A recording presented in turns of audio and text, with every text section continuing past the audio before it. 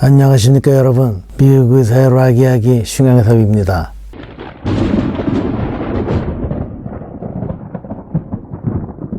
다음 앨범 파이널 컷으로 넘어가겠습니다. 바로 이것이죠. 이것은 제가 미국에 와서 산 원판 LP고요. CD도 있네요. 제가 제일 좋아하는 음반도 아닌데 두 개 모두 있습니다. 이 앨범의 디자인을 로저 워럴스 자신이 했습니다. 로저 워럴스는 그동안 고락을 함께 해오던 밴드 멤버들과의 관계가 소원해진 것은 물론 어린 시절의 친구 스톰 솔거슨과도 연락이 뜸해지고, 전에도 말씀드렸듯이 The War 앨범 이후로는 스톰 솔거슨의 작품을 앨범 카버로 쓰지 않습니다. 이것이 그 직전의 앨범 The War의 후속편이라고는 하지만 내용이 너무 어둡고 밥 애슬린이 프로듀싱 안 해서 그런지 귀에 딱 들어오는 멜로디나 디스코 비트 같은 것이 없습니다. 저번 방송 The War 특집에서는 방송 중 오류가 있었습니다. 로저 워럴스는 그 아버지가 2차 대전 중에 전사했는데, 그것은 로저 워럴스가 유복자일 때가 아니죠. 유복자라고 하는 것은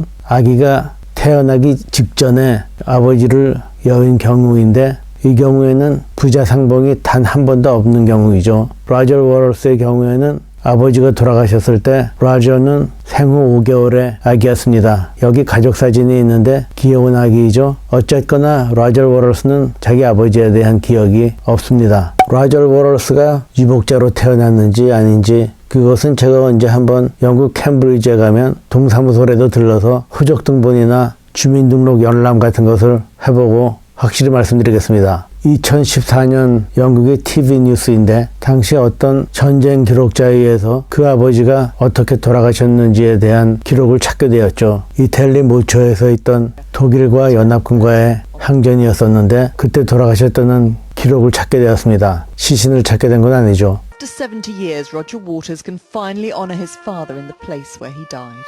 Certainly there's some kind of a feeling of closure. Today was extremely moving. You know, it is the 70th anniversary of my father's death. 아버지를 전쟁으로 잃어서 그런지 로저 워럴스는 그때도 지금도 반전운동에 앞장섭니다. 그것 말고 또 다른 오브 하나는 바로 이 영화 The War 앨범의 무비에서 밴드의 실황 공연이 실려있지 않습니다. 아마도 제가 이 불법 실황 공연 DVD 영화를 보면서 그것과 착각했던 것 같아요. 죄송합니다. 이것이야말로 로저 워럴스 혼자 만든 솔로 앨범 같으죠. 데이비드 길모어는 자기 의견이 이 앨범 제작에 제대로 받아들이지 않았다고 불만을 갖기 시작했죠. My musical taste and abilities had just as much, actually, if not more, to do with it all than Roger's, and that if I allowed this dictatorship to become real and total, then our music would suffer.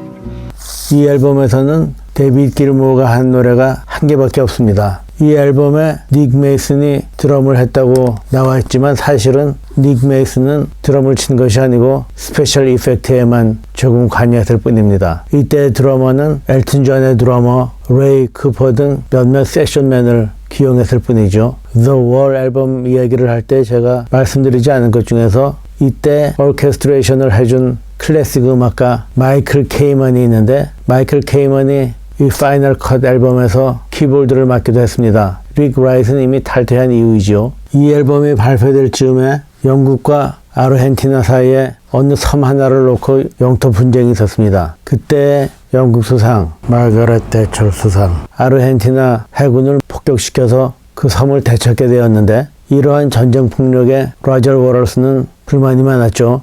이 앨범의 첫 노래 The Post-War Dream이라는 노래를 보면은 노래 가사 중에 Maggie, what have you done? 여기에서 매기는 마가렛 대처입니다. Maggie, what have we done?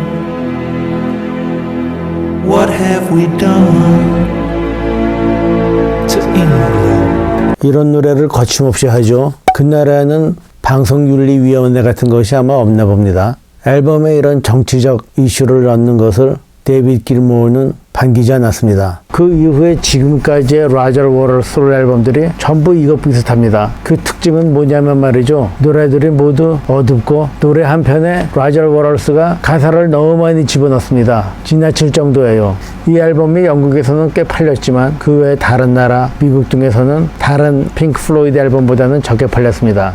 앨범이 나오면 앨범 선전을 위해서 투어 공연을 하는데 이때만은 밴드 멤버들끼리의 사이도 좋지 않고 투어 공연이 없습니다. 이 앨범은 릭 라이트이 전혀 참여하지 않은 앨범이죠. 곧 이어서 데이비드 길모어는 1984년 또 다른 솔로 앨범을 내놓았군요. 제목이 About Face.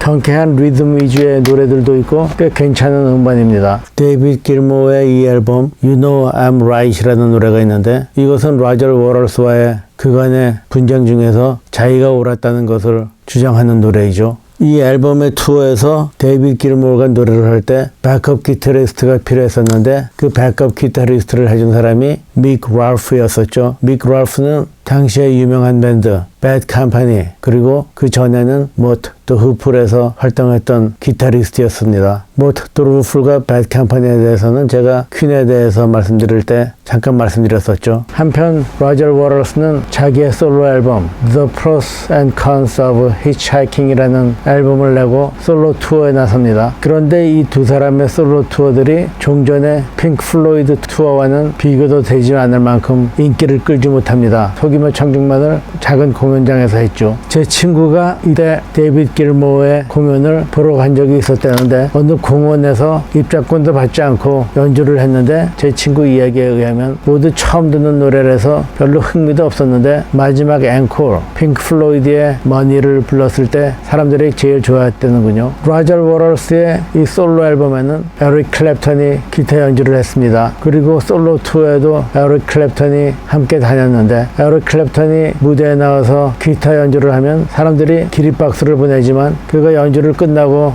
들어가고 라저 워럴스가 노래를 할 때면 사람들도 더 이상 흥미를 갖지 않았다고 했죠. 에릭 클랩턴이 모든 투어 공연에 함께 한 것은 아니었고요. 그는 몇 개 큰 도시에서만 출연해주고 나머지는 다른 세션 기타리스트가 함께 했습니다. 작은 공연장에서 연주하는데도 입장권이 별로 팔리지를 않아서 취소된 쇼가 몇 개 있었죠. 이것은 에릭 클랩턴이 출연하기로 했던 공연에서마저도 그랬습니다. 다음 해인 1975년 닉 메이슨은 이 앨범 프로파일이라는 솔로 앨범을 릭 팬이라는 사람과 함께 발표했는데 릭 팬은 10cc라는 밴드의 기타리스트입니다. 이 앨범에 데이비드 길모어와 킹 크림슨의 멜 콜린스가 함께 참가했죠. 닉 메이슨은 그 전에도 솔로 앨범 Fictitious Sports 이라는 앨범을 발표했었는데 전 이 앨범들을 갖고는 있지만 별로 즐기진 않습니다. 1985년 라저 워럴스는 공식적으로 핑크 플로이드 밴드를 떠나고 맙니다. 함께 했던 데이비드 길모어와 닉 메이슨과는 자기의 음악 방향이 다르다 이거죠. I think he was very surprised when David and Nick said, okay, you can leave the band, fine. And didn't expect them to say, okay, now we're going to make an album, Pink Floyd album, go on tour without you.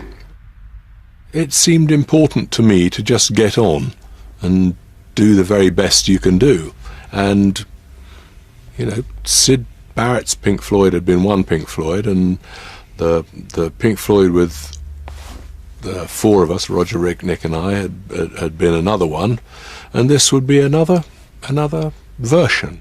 That, I think, shocked him a bit. Well, not shocked him, but that made him angry. Well, we know it made him angry because he tried to stop it. The argument was me rather pompously, and I admit now erroneously, suggesting that because I wasn't in the band anymore, that the brand and band name should be retired. It's not, it wasn't up to me.